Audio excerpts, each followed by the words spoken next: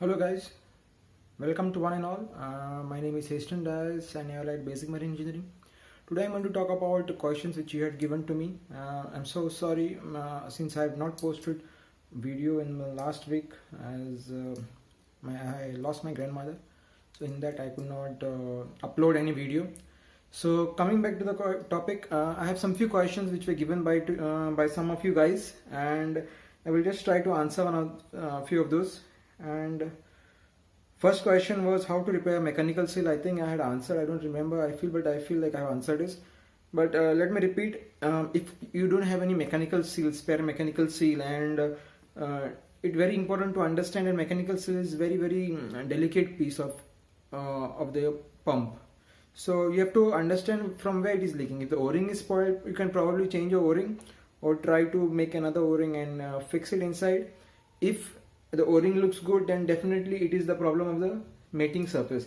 So just check the mating surface and you can use brasso and just do slight lapping, because that surface has to be a mirror finish surface. So make sure you do slight little bit what you call lapping. You can do slight lapping with brasso. You will not able to do much in that, but that might help you to reduce most of the leakages, and you can try like that. Then how to take main bearing clearances. Main bearing clearances, there are many methods. Sometimes we have a depth gauge. It depends. First of all, we'll have to read the manual. For generators or for main engines, it doesn't matter. Read the manual, whatever it is specified. So sometimes you'll have a depth gauge which you have to insert from the top of the hole where the low oil hole is there, and to remove the connection and insert a depth gauge. Otherwise, you will have some filler gauge. You can use a filler gauge. Most of the time you can use a telescopic filler gauge, which is a long one. You have one hook like to pull out or to push in. So you can just push in, the filler gauge will insert. Different size filler gauges you can use and try. That is another method. Another method is where you can use a dial gauge type probe, which is again fitted on the top through the hole. So whatever reading you get, you can note it down. The most important is the earlier method was, the oldest method is the lead wire type. So how you do in lead wire? Suppose you want to do through lead wire, what you do is you turn the engine, bring it to TDC. After you bring the TDC, remove the lower bottom, considering this can be dismantled from the lower part. You remove the lower bottom, then turn the lead wire, and you can put at 3 different places for the bottom shelf. Tighten it full tighten. If it is stock tighten, hydraulic tighten it to its original value. Then again you can remove it back.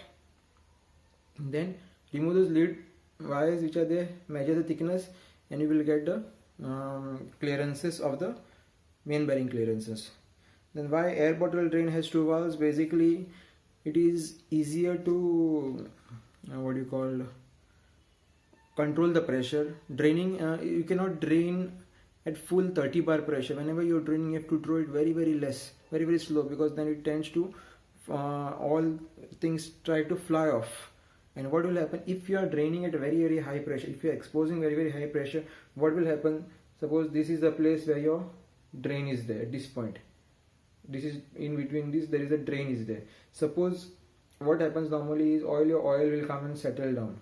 But if you are using very high pressure oil, that oil will slip out, and what will start draining is only your air. Instead of draining oil and water, that water and oil will slip out, because the pressure applied, the force at which it is going is so high, it will push the oil and water outside. So you have to drain it very slowly. So because of that reason, whenever you have 2 valves, it will help you to drain slowly. Otherwise, controlling with 1 valve is very difficult. And also, suppose tomorrow, in case if 1 valve is not holding, it is easier to control with both. You can stop the other valve. The second valve will act as a safety or standby. Then another question which I had got is why purifier shape is triangle and not square. Now we have to understand purifier's job is to remove all sediments and sludge and water. So what happens with the triangular like shape, not triangle actually, but triangular like shape. So whatever you are pushing, whichever are very heavy items like your sludge, whatever sludge is there, that will go to your push to this So what will happen is all the sludge and all the items which are there or whatever will be accumulated at this point, at a triangular point.